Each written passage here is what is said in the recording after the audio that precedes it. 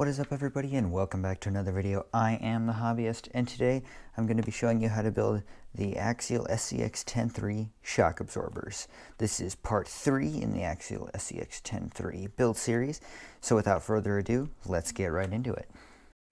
The tools you will need for this build are some needle nose pliers, a 2mm hex driver, and shock pliers. Whatever brand works best for you. I am using these Techno shock pliers.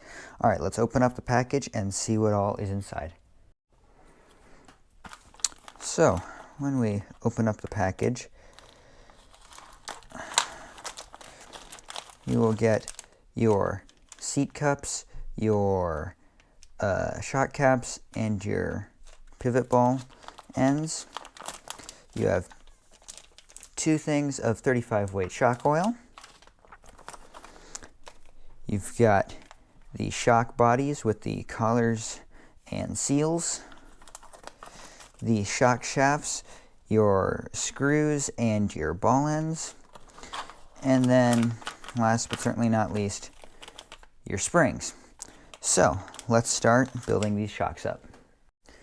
Quick note before we begin, there are 2 sets of red springs and there are 2 sets of green springs. They are different, so make sure that you know which ones are which for when you install them on the vehicle. Anyway, to start off, you're going to take the shock body and unscrew this little cap piece like that. Then you're going to take 2 of the clear seals and 1 of the plastic spacers. Make sure you don't grab the piston, make sure you actually grab the plastic spacer. So you're first going to place in the first oil seal, then the black spacer, if you're able to pick them up with your very oily fingers, and then the second seal.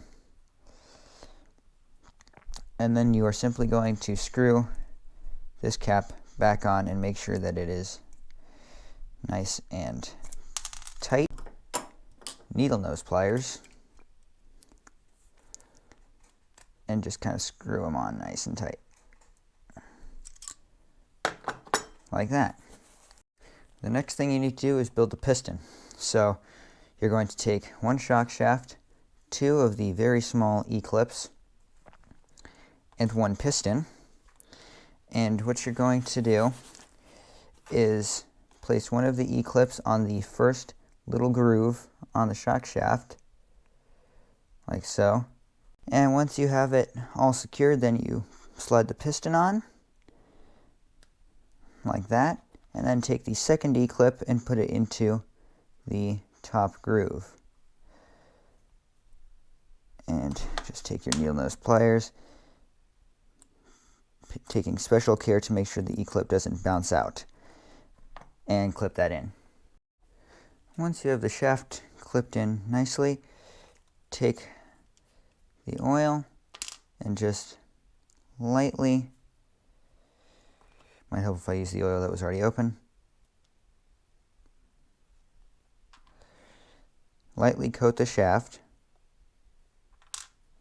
like that, and then simply slide it down into the shock body and through the hole in the bottom like so. Clean all the oil off the thread. Make sure that moves relatively freely. It'll free up as it moves up and down a little bit more. I can already start to feel it freeing up. Now you're going to take 1 of your ball end caps and screw it on. This is where you use your shock pliers to grab the shaft, because you don't want to use needle nose pliers and risk scratching it, and simply screw it on. The plastic is not very well threaded, so you're going to have to really give it some force in order to get it started, but once it's started, it'll be very easy from that point on. So I'm going to get this screwed on and then I'll show you the next step. Once you've got the end on there, make sure you only screw it up till the end of the threads. Then you're going to take the smaller of the steel pivot balls, place it on top, and then again use your shock pliers and clamp in on it like that, and that has installed the pivot ball. So now the next step is to fill the shock with oil. So take your oil and fill it up. This is 35 weight shock oil. If you want to use something different, feel free to, but I'm just going to use what's provided in the kit. So I'm going to fill it up to the top and then place it in my shock stand, and then push the piston up and down a couple times just to try and get any air bubbles out. Like that. Once all of the air bubbles have risen to the top, then you'll be ready for the final step. Once the air bubbles have come out of the shock, then just top it off with the oil.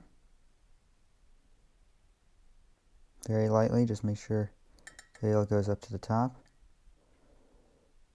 Like that. Then, what you're going to do is take one of these seals and put it inside the shock cap. Might want to use your hex tool to kind of help push it down into the very bottom. There's a little crevice for it. There we go. That's looking pretty good. Then you're going to simply screw it on to the shock. Oops. This piece is pre-threaded, so thankfully it will not be nearly as difficult to screw that component on. So maybe hold the shock body with your needle nose pliers and screw it on as best you can. And then use your hex tool as leverage to finish turning it.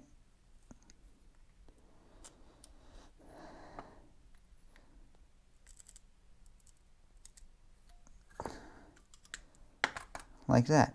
Now you're going to simply push the shock shaft up and let any of the oil bleed out of this little hole, which it has done.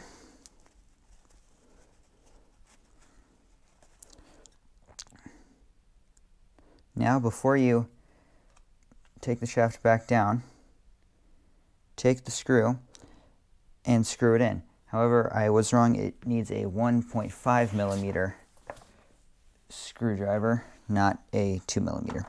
So, take your 2 millimeter screw,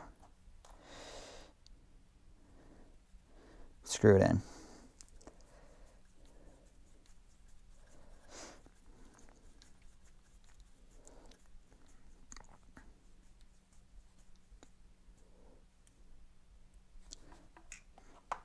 Just like that.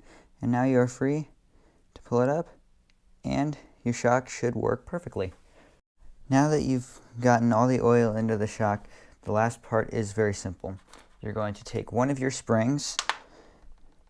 It doesn't matter which one, as long as you make sure you've got the green springs and the red springs separate.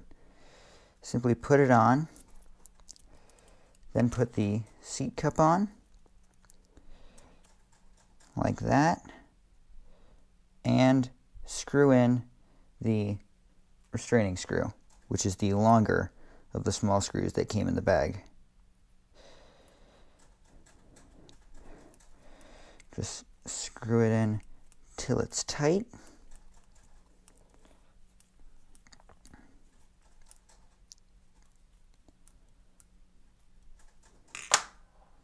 And there you go. You are all done. You have successfully built an SCX10 shock. Now the collar is threaded, so you can adjust how tight you want it to be. And that's all there is to it. So hopefully you found this tutorial helpful. If you did, please hit that like button, subscribe, and leave a comment in the section below for what videos you'd like to see next. Don't forget to hit that bell icon so that you don't miss out on any of the future videos of this build. But that's all for today, everybody. Thank you all for watching, and I'll see you in the next one.